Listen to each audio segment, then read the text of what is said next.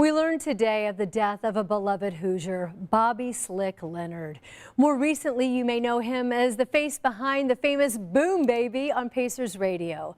He was 88 and he had multiple health challenges over the years.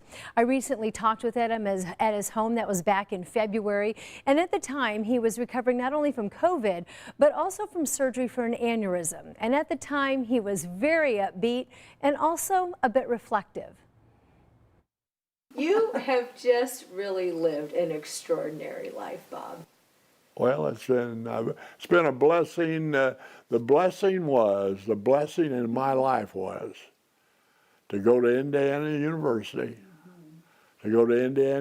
my freshman year, and run into a little gal that's sitting right across from me here. This June the 15th, we will be married 67 years. She means everything to me. And we won a national championship at IU. That banner is still hanging down there in Assembly Hall in 1953. Yep, beat Kansas in the final game. He's so proud of that. But, you know, here they are. What a couple. What a team, Bobby Slick Leonard and his wife, Nancy.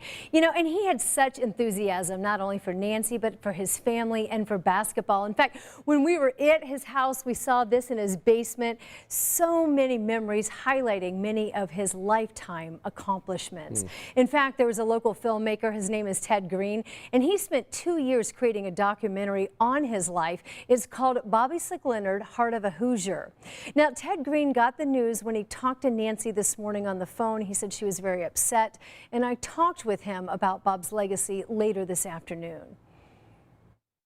Dick Lugar said that, you know, yes, we've had a lot of incredibly, famous people, impactful people from the state, but no one has given the state more pure joy than Bobby Leonard. I mean, you're looking at high school from Terre Haute Gersmeyer, and then he goes to IU and wins a national championship for the Hoosiers. And then, of course, he leaves the state briefly to play pros and had a great career. But then he came back and really made his mark as coach of the champion ABA Pacers, the flagship of that league, and the team that really did more than anything to help rebuild or build downtown into what it is.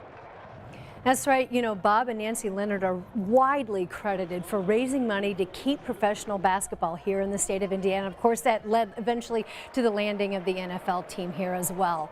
So certainly our sincere condolences to Nancy Leonard, Bob and Nancy's 5 children, and their many grandchildren tonight.